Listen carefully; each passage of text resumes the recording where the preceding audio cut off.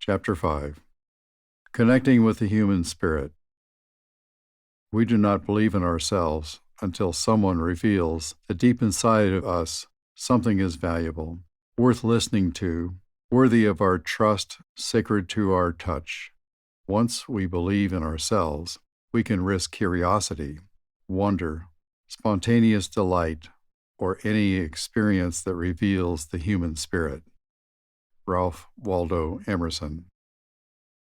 Jean slid under the hedge, cramming herself as far under the spiky branches as she could. Lying on her back, she grabbed fistfuls of leaves and piled them over her legs. Then she dropped a last handful over her face. The moist leaves molded to her cheeks, her chin, and her eyelids. It wasn't easy for Marianne to find her. "Jean, why did you disappear on us?" she asked, kneeling down and gently brushing the leaves away. "Police dogs were chasing me," Jean said. "The men with black masks were telling them to catch me. How dare they come after me like this?" Just after breakfast that morning, Jean had noticed several other Silverado residents walking with two of the community dogs. It sparked a hallucination, and Jean fled out the nearest door, frantic to hide from her imagined pursuers. Jean had memory impairment. For several years, her family doctor had waved off Jean's increasing lapses of recollection as just old age, until her condition was revealed in a startling public way.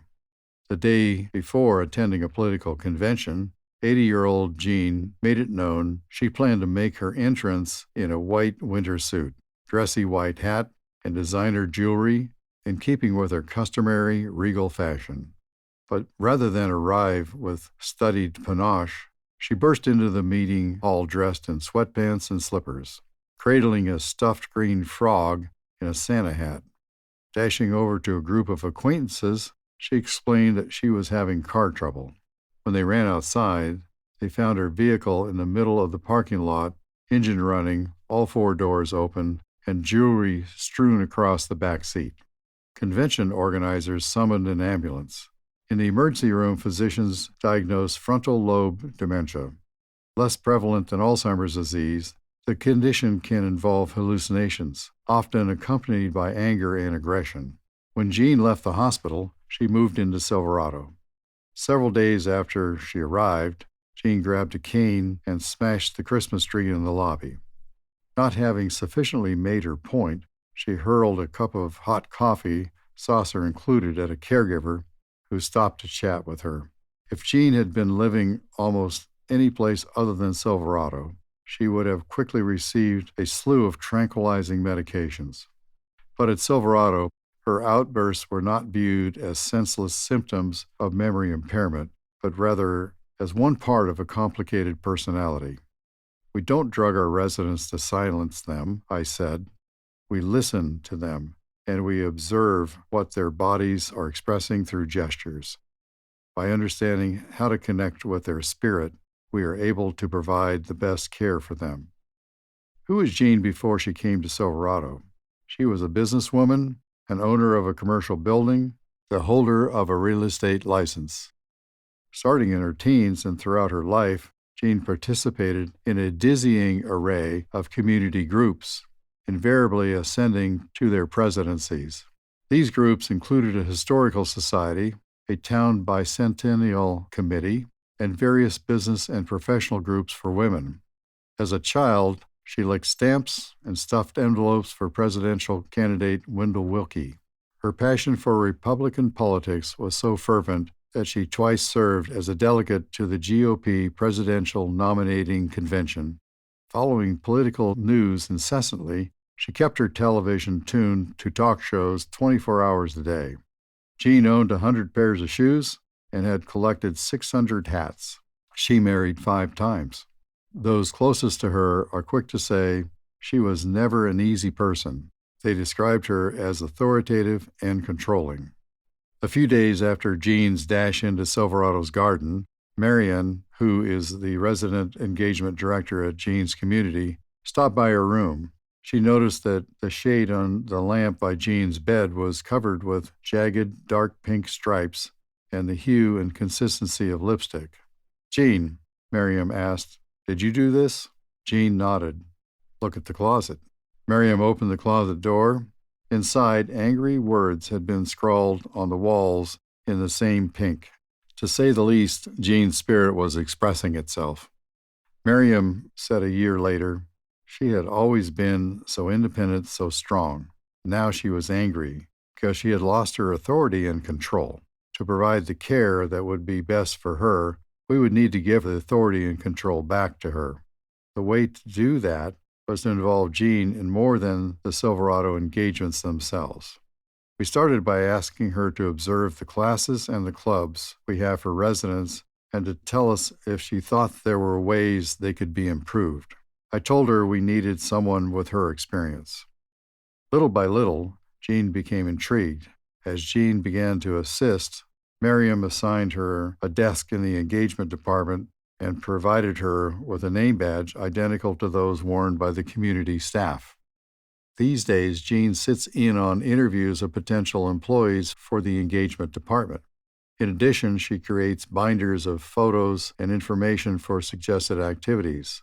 She also runs the community's flower arranging club. Not every class runs smoothly, Miriam admits, but many of them do. As Jean's involvement with the program increased, her outbursts disappeared. Despite her memory impairment, a year after coming to Silverado, Jean is able to reflect on her transition. "I rebelled because I felt my way of life was being taken away from me and that I was being held against my will. Running the classes gives me a sense of fulfillment. I can do something and be appreciated by others." Jean no longer collects hats or shoes.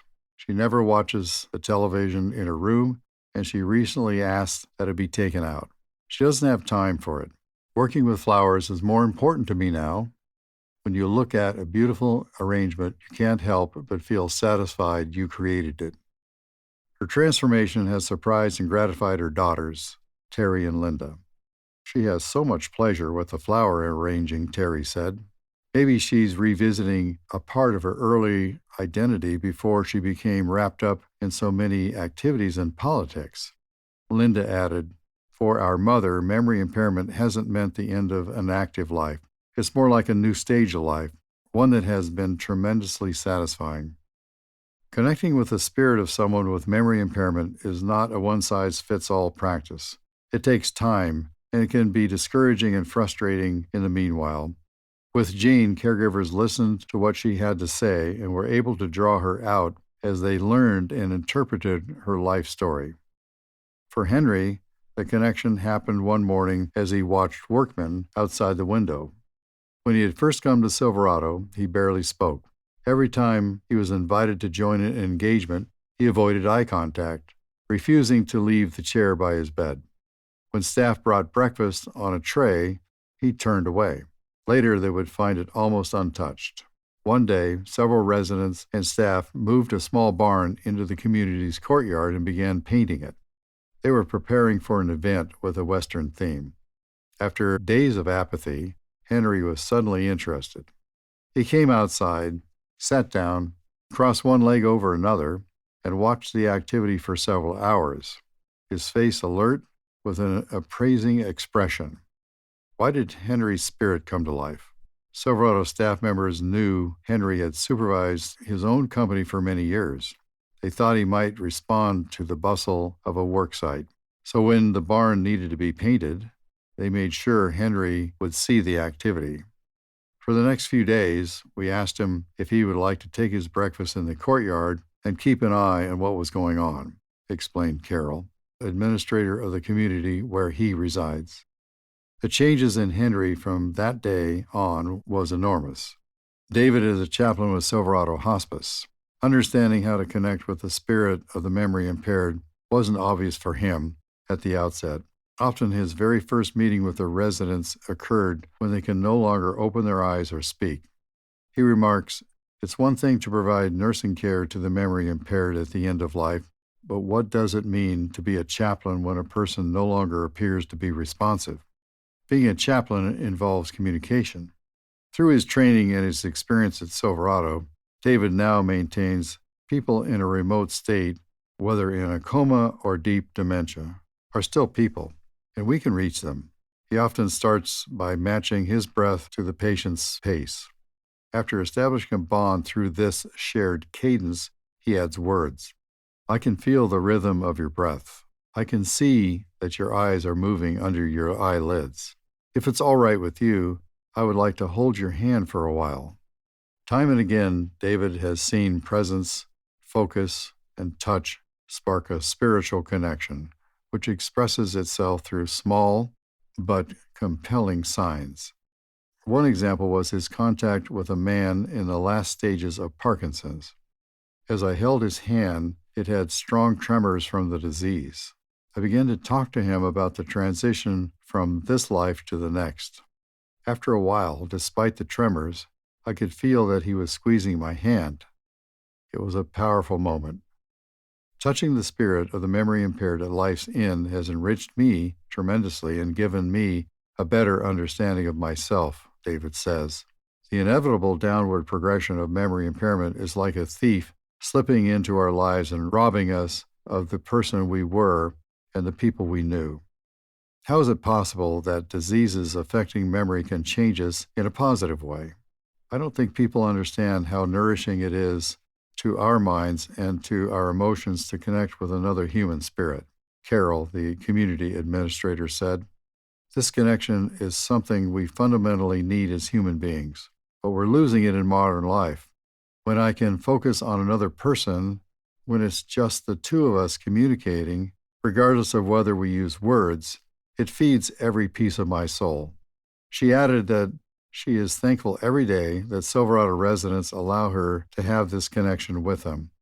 They do so much more for me than I could ever do for them. Carol's work with the memory impaired has spanned 2 decades. She holds what many would consider a renegade view, that this disease, while heartbreaking, can also be liberating. Released from the inhibitions of social conventions, many Silverado residents try engaging in activities they would have never considered before. A man who rarely stepped into his kitchen at home joins the resident cooking club. A woman builds a birdhouse, even though she used to think of herself as all thumbs. Add to that the resident who was always told that she was tone deaf and is now part of the community chorus.